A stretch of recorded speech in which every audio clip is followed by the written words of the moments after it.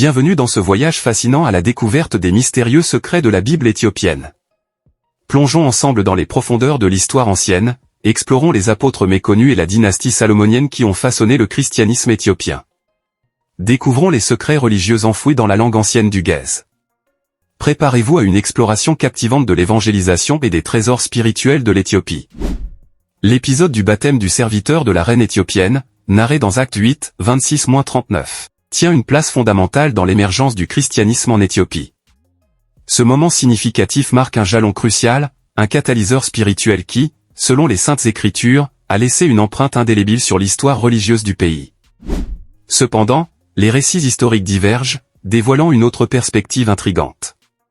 Une tradition ecclésiastique alternative, puisant dans les annales de Rufinus, suggère que l'évangélisation de l'Éthiopie ne peut être entièrement attribuée à cet épisode évangélique bien connu. Au lieu de cela, elle avance l'idée audacieuse qu'un apôtre, demeuré anonyme au fil du temps, aurait été l'architecte initial de la propagation du christianisme dans cette terre ancienne. Plongeons dans l'époque révélatrice de Constantin le Grand, où la foi chrétienne, comme une graine plantée dans un sol fertile, commença à germer dans la capitale éthiopienne d'Aksum. C'est à ce moment charnière que deux missionnaires dévoués, Frumentius et Aedesius, entrèrent en scène.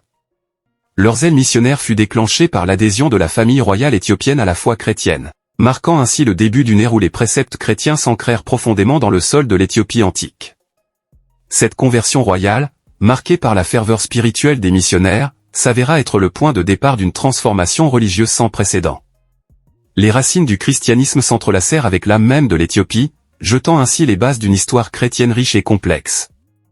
Ainsi, cet épisode du baptême, tout en étant une scène sacrée évoquée dans les Saintes Écritures, se révèle être également une toile de fond fascinante où s'entremêlent les récits des missionnaires déterminés, des conversions royales et de l'éveil chrétien dans cette région de l'Afrique antique. La providentielle rencontre entre Frumentius et l'évêque Athanas constitua un tournant décisif, gravant un chapitre essentiel dans les annales de la propagation du christianisme en Éthiopie. Cet épisode marqua le début d'un parcours exceptionnel pour Frumentius, qui, sous la bénédiction et la consécration de l'évêque Athanas, fut élevé au rang d'évêque de l'Église éthiopienne. Ce geste sacré, empreint de spiritualité et de dévotion, fut un acte fondateur qui jetait les bases d'une présence chrétienne durable dans cette terre ancienne. L'histoire de la Bible éthiopienne, tissée de complexité et de mystère, puise ses racines dans l'Antiquité. Ces textes sacrés, qui allaient devenir le pilier de l'Église orthodoxe éthiopienne, remontent au IVe siècle. C'est à cette époque charnière que le christianisme, porté par la ferveur missionnaire, pénétra pour la première fois dans cette région riche en histoire. Imprégnée d'une profonde spiritualité et façonnée par les premiers missionnaires, la propagation du christianisme en Éthiopie fut marquée par des moments clés, tels que la consécration de Frumentius, qui devint le guide spirituel de la communauté éthiopienne naissante. Ainsi, ces événements historiques, mêlant la ferveur missionnaire, les actes sacrés de consécration et l'éveil spirituel, tracèrent la voie d'une influence chrétienne durable dans cette région de l'Afrique antique.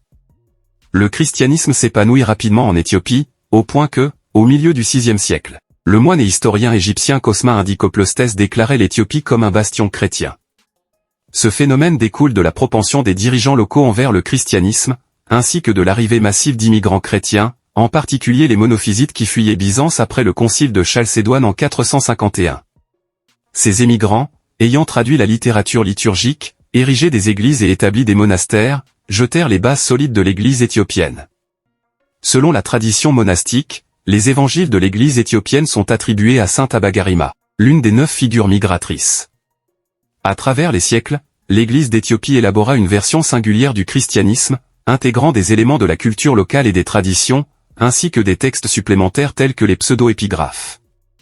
La Bible éthiopienne se démarque par une série de caractéristiques singulières qui en font un trésor exceptionnel au sein du patrimoine chrétien mondial. Son caractère distinctif réside en premier lieu dans son contenu, comprenant plusieurs ouvrages supplémentaires, souvent qualifiés de pseudépigraphes ou d'apocryphes, qui ne figurent pas dans le canon des autres traditions chrétiennes. Ces écrits additionnels apportent une dimension unique à la compréhension spirituelle, offrant une perspective élargie sur les enseignements bibliques. Par ailleurs, la Bible éthiopienne se distingue non seulement par son contenu étendu, mais également par le véhicule linguistique qu'elle emprunte. Rédigée en Ge'ez, une langue ancienne qui trouve son expression exclusivement en Éthiopie, elle devient ainsi un lien linguistique et culturel précieux pour les croyants de cette région. Cette particularité confère à la Bible éthiopienne une aura d'authenticité culturelle, permettant une transmission fidèle des enseignements sacrés dans le contexte spécifique de cette terre millénaire. La Bible éthiopienne, avec ses écrits additionnels et sa langue distinctive, constitue un joyau rare qui transcende les frontières du spirituel et du culturel, façonnant l'expérience religieuse des fidèles de cette communauté d'une manière profondément enrichissante. Cette antique Bible demeure prédominante au sein de l'Église orthodoxe éthiopienne de nos jours, constituant une part essentielle du patrimoine culturel et religieux du pays.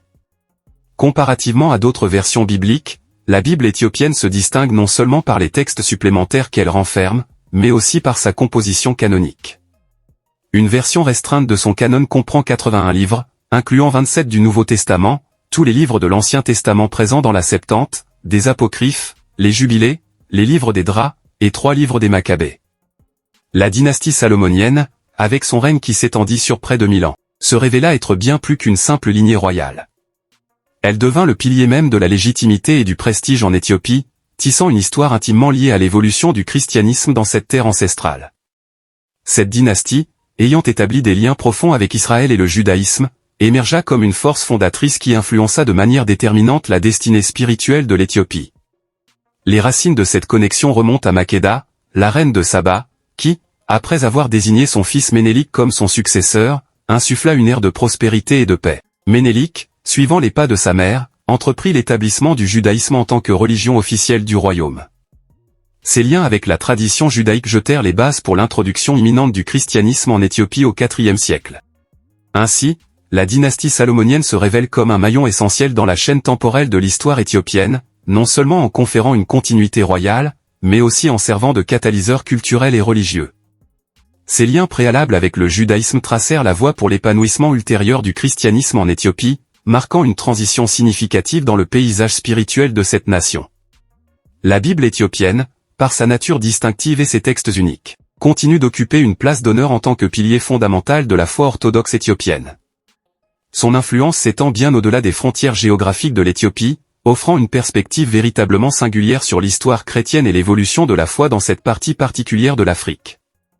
En tant que témoin privilégié des débuts du christianisme en Éthiopie, la Bible éthiopienne détient des récits et des enseignements qui enrichissent notre compréhension de la spiritualité dans cette région. Son héritage culturel et religieux, profondément ancré dans les traditions éthiopiennes, offre une fenêtre unique sur la manière dont le christianisme s'est intégré et a prospéré dans cette communauté. Ainsi, la Bible éthiopienne va au-delà d'être simplement un texte sacré, elle représente véritablement une source inestimable pour quiconque souhaite explorer la diversité et la richesse du christianisme à l'échelle mondiale. Sa préservation et son utilisation continue au sein de l'Église orthodoxe éthiopienne témoignent de son importance continue et de son rôle central dans la foi et la culture éthiopienne.